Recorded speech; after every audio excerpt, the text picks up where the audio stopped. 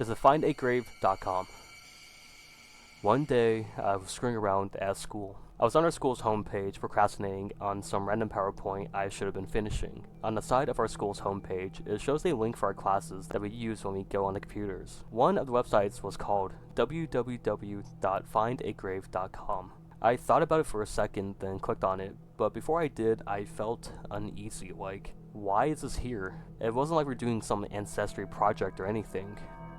It made me feel odd. It made me think of all those stories of things that happen on the internet. But I'm just paranoid, right? The website was rather simple. The owner obviously did not care whatsoever about how they're putting things together. It was mostly a white page, laid out evenly with many links. To the average person, it seemed like a site you come across if you mistype a URL in. One of the many visible links was search 87 million graves records. I felt a chill run down my spine. This was not right. I nudged my friend Olivia to look at the site with me, and she laughed a bit and logged onto it as well. We started to type in the names of dead people we knew and their biographies, and photos actually showed up. Another odd thing was that someone had gone around and taken photos of the graves. For nearly every deceased family member I searched, a picture of their headstone had popped up. The period came to an end, and I went on with the rest of the school day, not thinking about it. That night, I got home and told my mother about the whole thing.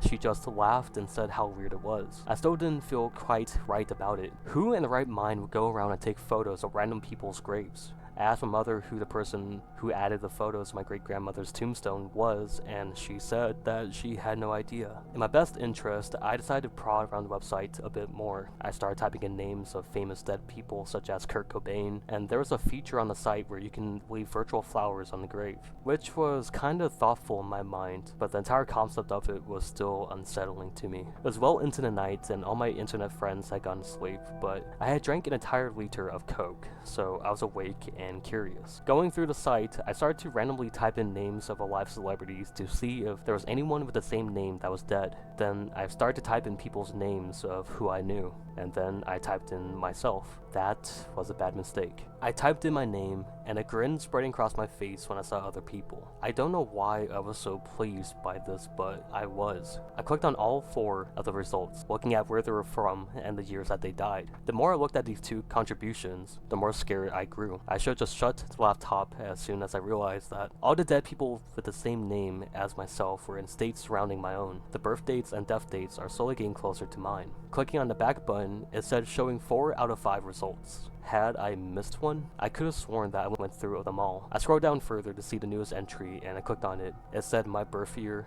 and the date of the next day. The photo included was me with someone standing behind me at 11:59, just before midnight.